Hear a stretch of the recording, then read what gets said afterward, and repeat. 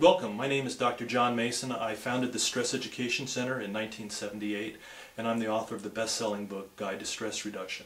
Today what we want to talk about is why we're more stressed now than ever before in human history. Now many people think, well, stress is something that we've been dealing with for years and years. My parents had stress back in the 50s, and indeed they did, but the world has changed. But let's just start with the 1950s. I don't know about you, I grew up in the 1950s, and I remember that my parents used to get home from work at 5:30. They used to be home from work and in the house by 5:30. That doesn't happen anymore. They used to go to the living room, they used to pour themselves a cocktail, they used to have a drink in one hand, a cigarette in the other, and then they used to spend about a half-hour debriefing. That's how they did stress management in the 1950s. Now, since the 1950s, what we've learned is that smoking isn't good for us, drinking isn't really acceptable, and none of us have the time to even sit and do that and debrief on a regular basis after work. So the world has changed. Now, with the dawning of the information age, which came about in the 1970s, there has been a rapid escalation in the pace of change, the pace of new technologies, the pace of new informations that have been presented to us. So in the 1970s there began a dramatic increase in the stress that we all adjusted to, not just in the United States, but throughout the world. So let me ask you to think about this. Just thinking back to 1985, which is, a little bit more than 20 years ago. But in 1985 we had cable TV, and the amount of choices you had in technology as far as information coming in was about 15 to 18 choices on cable TV. If you have that today in the United States, you may have 70 choices or 500 choices. There's a lot more of it.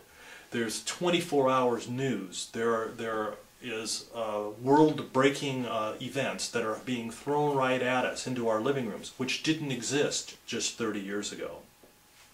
Since 1985, let me ask you, have you seen the development of things like pagers or fax machines or even cell phones?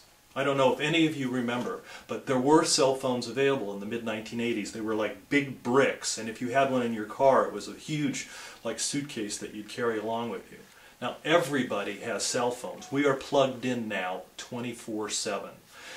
Even if you are not using cellular devices or pagers or fax machines, you are in the world and the phones are ringing and people are driving their cars and they're on their phones or they're even texting messages. They're doing all kinds of things where you, even if you're not participating, your life may be affected by that. Have you ever sat in a movie theater, a restaurant, or even in church and had people's cell phones going off and conversations that you didn't really want to participate in, but you were a part of it because there was somebody speaking into their phone? Okay, let me also remind you, in September, I'm thinking September 11th of 2001, our world changed. But if you can remember back to where you were in September of 2001, about 3 months prior to that, television changed. The news programs offered not only the talking head speaking, but text messaging going along on the bottom and a bunch of graphics to the side of the talking head. That started about 3 months prior to 9/11 of 2001. We are now inundated by every TV news program where we don't even know where to find the information because it's all over the screen. What I found out in a seminar that I was attending in January of 1998 was the amount of new information, I didn't say knowledge or wisdom, but new information that had been generated from 1900 to the end of 1997. That amount of information was going to be equaled by the amount of new information generated just in the last 2 years of the last century. So just in 98 and 99 of last century, that amount of information was going to equal what happened in the 98 years prior. We are struggling to keep up with the pace of new information. It is flying at us. So many of us are struggling, and again, like I said, we have plugged in 24/7. Now, the coping strategy that's come about since the 1980s, one of the main things that we've invested in to keep up with the pace of change is coffee and espresso stands. Have you seen the huge preponderance of coffee shops and espresso stands, or the new energy drinks that are come out in the last few years that people are using? This is not a good way of taking care of ourselves, but it has been an attempt for us to keep up with the pace of technology and change. Let me also suggest to you that physiologically we have not evolved. Our flight-fight systems, the survival mechanisms that were built into us, have not had a chance to adapt. We have not had the generations of adaptations that are necessary to keep pace with the accelerated pace of change that's happened with the information age. That takes hundreds, if not thousands of years.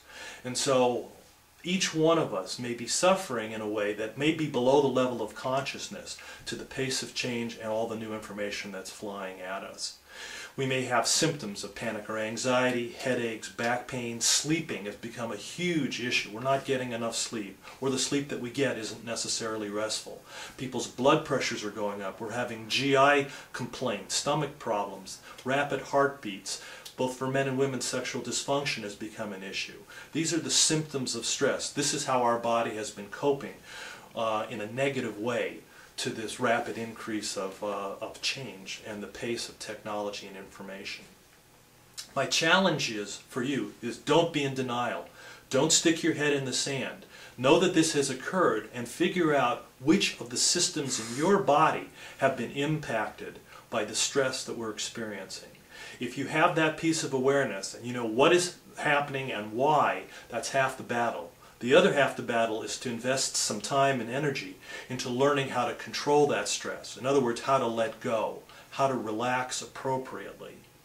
Easier said than done, but once you learn how to do that, it will be a skill that you'll have for the rest of your life. I also want to tell you that it's going to save you time and energy in the long run. You'll be able to be more productive, you'll make fewer mistakes, you'll have more energy, you'll communicate more effectively, your customer service will go up, your communication patterns and your relationships will improve. It will affect you in a positive way in so many ways. So my challenge is to take this information, understand that we're more stressed now than ever before in human history, but don't be a victim to it. Learn how you can get back in control and how you can control your physiology and the way you respond to the stress. Come on over to the Stress Education Center's website at www.dstress.com. We have articles, we have programs, we have audio CDs or downloadable MP3s that you can use to do stress management so you can learn how to relax. And I challenge you to use these on a regular basis, improve the quality of your life, save yourself time and energy, and be more productive. You don't have to be a victim to the fact that we're more stressed now than ever before. Again, thank you very much for spending time with us. This is Dr. John Mason from the Stress Education Center. Good health to you, and please come to the website and get the information that you need if it's appropriate. Thank you.